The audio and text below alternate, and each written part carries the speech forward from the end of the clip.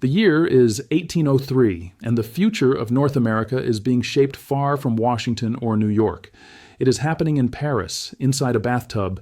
Napoleon Bonaparte, first consul of France, is submerged in steaming water, trying to ease the pain of a chronic skin condition. Around him stand his brothers, Joseph and Lucien. The room is tense. Voices rise. Water splashes onto silk coats as the argument turns fierce. They are not debating philosophy or war tactics. They are fighting over land, an almost unimaginable stretch of territory, running from the Mississippi River to the Rocky Mountains, from the Gulf of Mexico to the edge of British Canada, a landmass larger than France, Spain, Portugal, Italy, and Germany combined, Louisiana. And in this moment, Napoleon makes a decision that will redraw the map of the world. To modern eyes, the Louisiana Purchase looks like the greatest bargain in history. President Thomas Jefferson acquires 828,000 square miles for just $15 million, about 4 cents an acre. The United States doubles in size overnight. The path to continental power swings wide open. It appears to be American brilliance and French madness. Why would the most ambitious conqueror of his era abandon the heart of North America for paper money that could not even pay his army for a single month? Because this decision was never really about Louisiana. It was about a small Caribbean island thousands of miles away. It was about a slave revolt that shattered Europe's finest troops. It was about a disease carried by mosquitoes that killed more French soldiers than enemy cannons ever could. And it was about an approaching war that forced a ruler under pressure to sell a collapsing asset before his rivals seized it by force. To understand why Napoleon sold Louisiana, you have to understand why he wanted it in the first place. The story begins in 1800. At that moment, France held no land in North America. Canada had been lost to Britain 4 decades earlier, but Napoleon had a vision. He called it his Western design, a reborn French empire in the Americas, not built on fur traders freezing in Canadian forests, but on sugar, slavery, and tropical wealth. At the center of that vision was Saint-Domingue, today known as Haiti. In 1789, on the eve of the French Revolution, it was the richest colony on earth. 40% of Europe's sugar and 60% of its coffee came from this single island. French officials called it the Pearl of the Antilles. It generated more wealth for France than all 13 American colonies had generated for Britain combined. That wealth came at a horrifying cost. Nearly 500,000 enslaved Africans were forced to work the plantations under relentless brutality. The death rate was so extreme that slave ships had to arrive constantly just to replace the dead. This was the engine Napoleon intended to restart. His plan was direct and uncompromising: crush the rebellion that had erupted in 1791, reimpose slavery, which had been abolished during the radical phase of the French Revolution, restore Saint-Domingue as a financial machine fueling French power. But there was a logistical reality Napoleon could not escape. Sugar could make fortunes, but it could not feed people. Saint-Domingue produced cash crops, not food. The enslaved population needed grain, meat, and lumber, resources the island did not have. This is where Louisiana mattered. In Napoleon's grand strategy, Louisiana was never meant to become a French settler colony. It was designed as a supply depot, the agricultural backroom of a Caribbean empire. Farmers in the Mississippi Valley would grow corn and wheat, raise hogs, cut timber. Barges would carry food and lumber down the Mississippi to New Orleans, then ship it south to Saint-Domingue. Louisiana was not the prize. It was the support system, the farm feeding the factory. To secure this plan, Napoleon struck a secret deal. Spain had controlled Louisiana for 40 years, but it was weak and vulnerable. In the covert Treaty of San Ildefonso, Spain agreed to return Louisiana to France. In exchange, Napoleon promised a kingdom in Italy to a relative of the Spanish king, an old-world dynastic trade, part of Italy for the center of North America. The agreement was kept quiet to avoid alarming Britain and the United States, but none of it would work unless France first regained control of Saint-Domingue. The island was under the authority of Toussaint Louverture, a former slave turned military genius. Officially loyal to France, he ruled in practice as an independent leader. He drafted his own constitution, negotiated trade with the Americans, commanded disciplined armies. To Napoleon, this was intolerable, a rival exercising power in the heart of his empire. In 1801, Napoleon responded with force. He assembled a massive expedition and sent 20,000 elite troops under his brother-in-law, General Charles Leclerc, to reclaim the island. confident that overwhelming strength would end the rebellion quickly, unaware of what was waiting for them once they landed on the shores of the Caribbean. They were battle-hardened veterans, men who had marched across Italy and Egypt under French banners. Their orders were classified and merciless. First, deceive Toussaint Louverture with assurances of peace, then arrest him and remove him from the island. Next, disarm the black population. And finally, once resistance was impossible, issue a decree restoring slavery. It was a strategy built on calculated betrayal. The expedition landed in Saint-Domingue in February 1802, and at first it appeared to succeed. French firepower overwhelmed coastal defenses. Port after port fell. Toussaint understood the reality immediately. He could not defeat the French in open battle. So he vanished into the mountains. There he waged a guerrilla war, burning plantations, contaminating wells, denying the invaders everything they needed to survive. He told his officers to be patient. Their most powerful ally had not yet arrived. That ally was the rainy season. Toussaint knew what the rains would bring: mosquitoes, yellow fever. He is reported to have said that insects would fight on their side. While this was unfolding, General Charles Leclerc remained confident, even dismissive. He wrote to Paris claiming the island would be pacified within weeks. He lured Toussaint into negotiations, had him seized, and sent him to a remote prison in the Jura Mountains of France, where the former slave-turned-general would die in isolation. With Toussaint gone, Leclerc believed the war was finished. He began disarming the population, but then whispers spread across the plantations. News arrived from Guadeloupe. Slavery had already been restored there. The message was unmistakable. Saint-Domingue was next.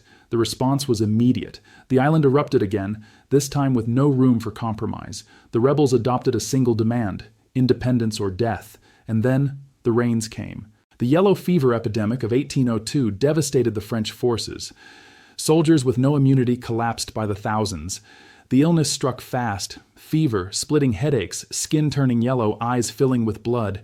Then came internal bleeding. Men who had survived years of warfare were dead within days. Hospitals overflowed. Corpses lined the streets because there were not enough living men left to bury them. Leclerc watched his army disintegrate. In desperate letters to Napoleon, he admitted the truth. He no longer commanded an army, only hospitals. By the end of the year, Leclerc himself was dead from the disease. Of the 20,000 troops originally sent, only a fraction remained, and those who survived were broken by fear.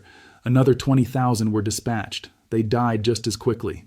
Later French historians would estimate that more than 50,000 soldiers, sailors, and administrators perished in the attempt to reclaim Saint-Domingue. The losses were staggering. Napoleon's Western design was collapsing under the weight of disease, resistance, and financial ruin. In Paris, Napoleon studied the reports with brutal clarity. Without Saint-Domingue, Louisiana had no purpose. There was no sugar colony to supply, no empire to support. The territory generated almost no revenue, demanded constant military protection, and was populated by settlers and indigenous nations with no loyalty to France. Holding it would require troops he no longer had. And Europe was sliding back toward war. The fragile peace with Britain was unraveling. Napoleon understood what would happen next. The British Navy would seal French ports. It would dominate the Atlantic. Louisiana, exposed and undefended, would be impossible to protect. British ships could seize New Orleans at will. British forces in Canada could move south along the Mississippi. France had no fleet capable of stopping them. The choice was no longer theoretical. Louisiana would either be taken by Britain without payment or transferred to a rising power before the war began. Selling Louisiana would give Napoleon immediate cash to fund his wars in Europe. But money was only part of the calculation. The real payoff was strategic.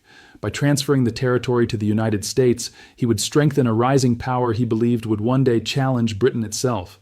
Napoleon was explicit about this logic. He later remarked that he had given England a maritime rival that would eventually humble British dominance. The Americans, however, were not thinking in terms of global power balances. Their concern was far more practical. For the United States in 1803, Louisiana was not primarily about land. It was about water. The young nation ended at the Mississippi River, and the economic survival of its western states, Ohio, Kentucky, Tennessee, depended entirely on that river. Farmers loaded flour, corn, and whiskey onto flatboats and floated them south to New Orleans, where the goods were transferred onto ocean-going ships bound for global markets. For years, Spain had allowed this system to function smoothly. American merchants enjoyed tax-free access to the port of New Orleans under an agreement known as the right of deposit. But in 1802, as Spain prepared to hand the territory back to France, the Spanish governor abruptly revoked that right. Overnight, the river was effectively closed. Panic spread through the American West. Farmers talked openly about marching on New Orleans and taking it by force. President Thomas Jefferson despised war, but he understood the danger. He wrote that there was one location on earth whose owner would always be America's natural enemy, and that place was New Orleans. Spain had been a manageable neighbor, weak, distant, predictable. France was something else entirely. Jefferson feared that once French troops arrived, the Mississippi would be locked down permanently. The United States would be strangled economically or forced into an alliance with Britain to survive. The idea of aligning with the British crown was deeply repugnant to Jefferson, but the threat posed by Napoleon was existential, so he acted. Jefferson sent James Monroe to Paris with narrowly defined instructions. Monroe was authorized to offer up to $10 million for New Orleans and a small surrounding area. Nothing more. The Americans did not want the vast interior. They wanted the port. They wanted control of the river's mouth. The instructions Monroe carried were blunt. If France refused to sell New Orleans, he was to go directly to London and negotiate a military alliance with Britain. It was a diplomatic gamble with enormous consequences. Monroe sailed for France in March 1803, crossing the Atlantic slowly, unaware that the French army in the Caribbean had been destroyed, unaware that Napoleon had already decided to abandon the entire project. When Monroe arrived in Paris, he expected obstruction. He joined Robert Livingston, the American minister to France, who had spent months unsuccessfully trying to secure a serious meeting with the French government. Livingston was exhausted, partially deaf, and convinced he was being deliberately ignored. Then, on April 11, 1803, everything changed. Charles Maurice de Talleyrand, Napoleon's foreign minister, finally summoned Livingston. Talleyrand was a political survivor, having served the monarchy, the revolution, and now the empire. During the meeting, he asked a question that left Livingston stunned. What would the United States give for all of Louisiana? Livingston assumed he had misunderstood. He replied that America was only interested in New Orleans. Talleyrand smiled and told him to think bigger. Napoleon wanted to sell everything, the entire territory. Livingston left the meeting shaken. He waited anxiously for Monroe to arrive. When Monroe walked in the next day, Livingston explained the situation. They had been sent to purchase a city. They were being offered a continent. They pulled out Jefferson's instructions. There was no authorization to buy land west of the Mississippi, no permission to spend $15 million, no guidance for a deal of this scale, and there was no time to ask. Any message to Washington would take months. In that time, Napoleon could reverse his decision. Britain could declare war. The Royal Navy could move in and seize the territory before the ink was dry. Monroe and Livingston found themselves alone in a Paris room, staring at the most consequential decision in American history. If they accepted the offer, they would be exceeding their authority, violating their instructions, and risking impeachment. They could cripple the young republic's finances, but if they refused, they would surrender the future of North America to rival empires. Britain or France would dominate the continent. Opportunity like this would never come again. They studied the map. They understood what was at stake. And they chose to act. They ignored the Constitution as it was written. They ignored Jefferson's limits. They chose to buy something no nation had ever bought before at that scale. Not a city, not a region, a continent. As this moment unfolds, Napoleon is abandoning his shattered Caribbean dream and turning his attention back to Europe, toward armies and battlefields that will soon consume him. Louisiana lies in between, vast and silent, its indigenous nations unaware that their lands are being traded by distant powers who have never walked them. Negotiations moved fast. By late April 1803, Monroe and Livingston were seated across from François Barbé-Marbois, France's finance minister. Paris was thick with rumors. War with Britain was imminent. Diplomats were packing their bags. Napoleon was preparing for conflict on a continental scale. Amid the chaos, 3 men worked through the largest land transfer in history. No one even knew what Louisiana truly was. When Livingston asked where its eastern border lay, the French reply was blunt. France did not know. It would be transferred exactly as Spain had given it. When asked about the western boundary, the answer was just as vague. The Americans would find out later. This was not a purchase of surveyed land. It was the purchase of a claim, a legal fiction that would later be enforced with power. The real negotiation was about money. Napoleon wanted cash, and he wanted it immediately. He needed 50 million francs to prepare for war. The final price settled at $15 million. For the United States, this was staggering. The entire federal budget barely reached $8 million a year. This was the equivalent of spending multiple years of national income in a single transaction. There was just one problem. The United States did not have the money. America was land-rich and cash-poor. The solution came from the world of high finance and from Napoleon's own enemy. The United States issued government bonds, promising repayment with interest over time, but Napoleon could not fund armies with American paper. He needed gold. British banking houses stepped in. Baring Brothers of London, along with Hope and Company of Amsterdam, purchased the American bonds at a discount and delivered hard currency to France. Those bonds were then sold to investors across Europe, including Britain itself. British capital was now financing Napoleon's war preparations. The treaty was signed on April 30th, 1803. In Paris, Livingston declared that this act elevated the United States into the ranks of great powers. In Washington, Thomas Jefferson felt dread. He could find no constitutional authority for acquiring foreign territory. He drafted amendments to justify the act, then abandoned them when advisors warned that delay could destroy the deal. Jefferson swallowed his principles, convinced himself it was a necessary breach, and allowed the treaty to move forward. The transfer itself unfolded as political theater. Spain still governed Louisiana in practice, so Spain formally handed it to France, only for France to hand it to the United States weeks later. In New Orleans, flags were raised and lowered in silence.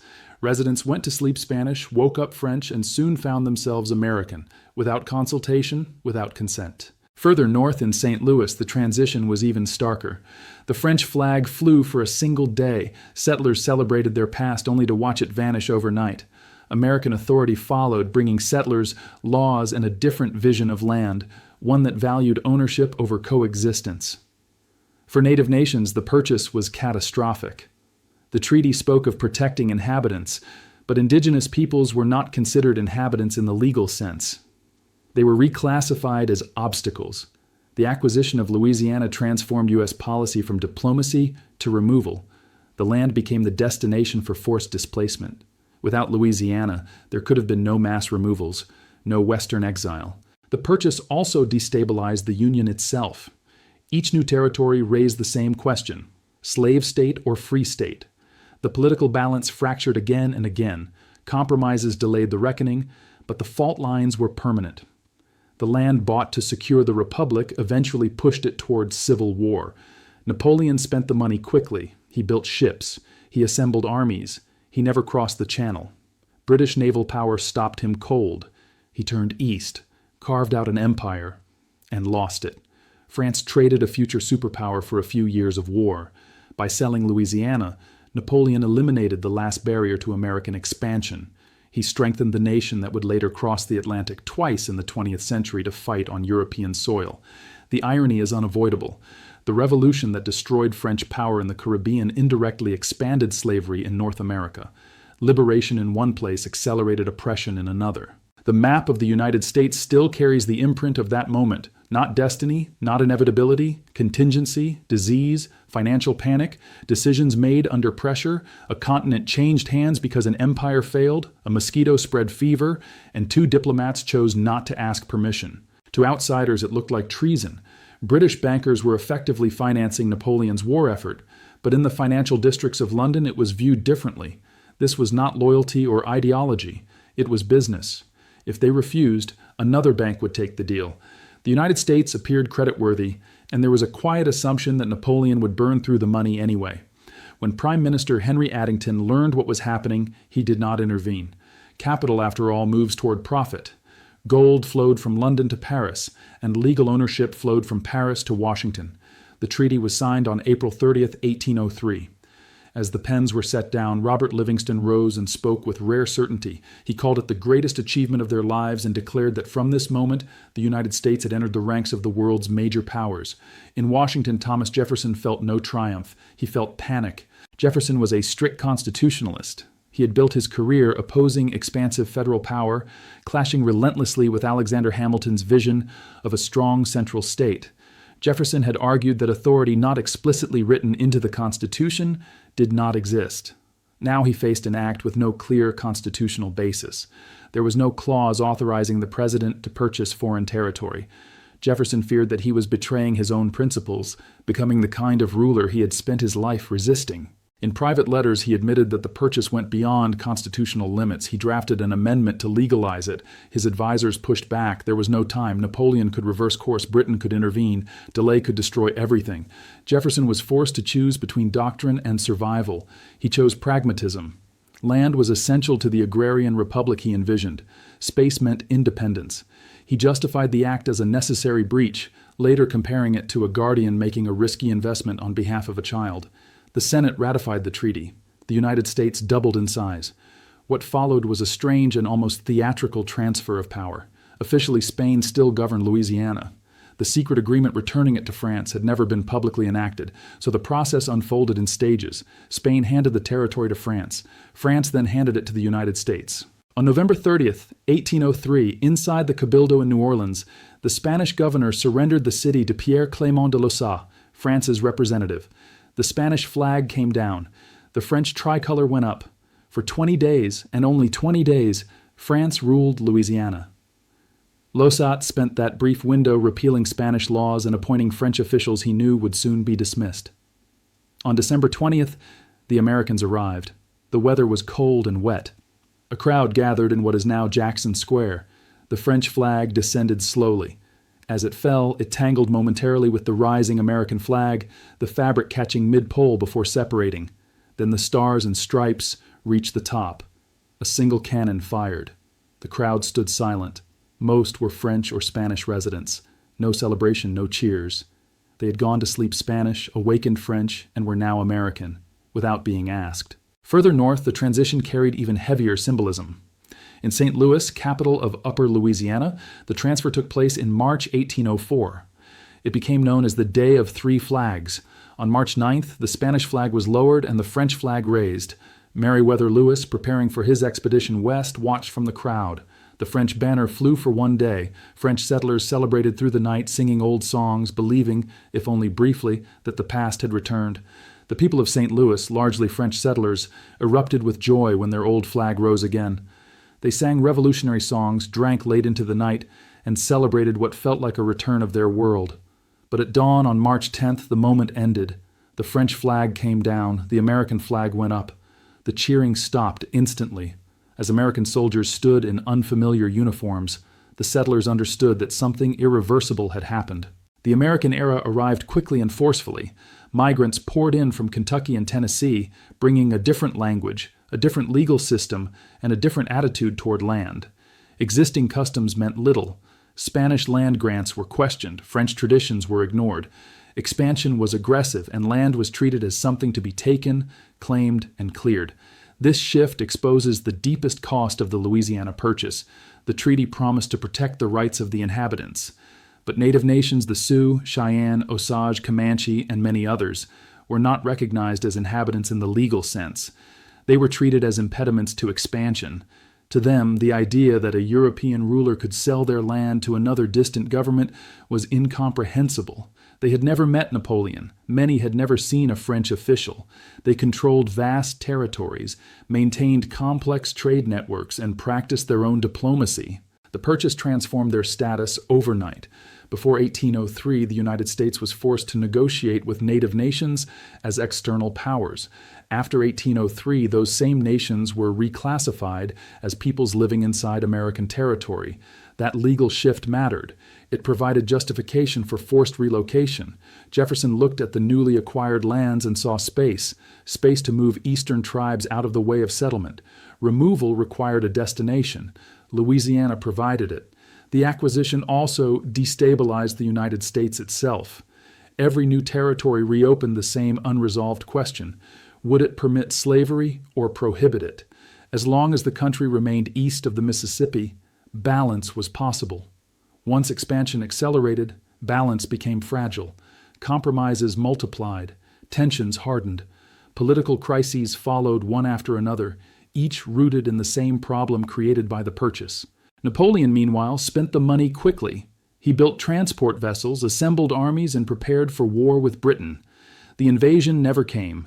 British naval dominance ended that possibility. After defeat at sea, Napoleon turned east, achieving dramatic victories before his empire collapsed years later. The $15 million bought time, not security. France traded future continental power for short-term survival. The sale removed the last barrier to American expansion. It enabled the rise of a state that would later project power back across the Atlantic. The paradox remains striking. A revolution that destroyed slavery in the Caribbean helped expand it elsewhere. The defeat of a European empire reshaped a continent far beyond its original intent. New Orleans still carries the traces: architecture, street names, cuisine, layers of history compressed into a single city. But the most enduring monument is not found in stone or bronze. It is visible on the map itself. A nation that began as a narrow strip along the Atlantic now stretches from coast to coast. This outcome was not planned. It was not inevitable. It emerged from disease, financial pressure, resistance, and decisions made under extreme uncertainty. Jefferson did not seek a continent Napoleon did not want to sell. The money did not exist. Everything aligned by accident. The Louisiana Purchase was not a masterpiece of diplomacy. It was a liquidation. The collapse of one imperial project became the foundation of another, and the forces that made it possible, rebellion, disease, unintended consequences, continued shaping the world long after the signatures dried.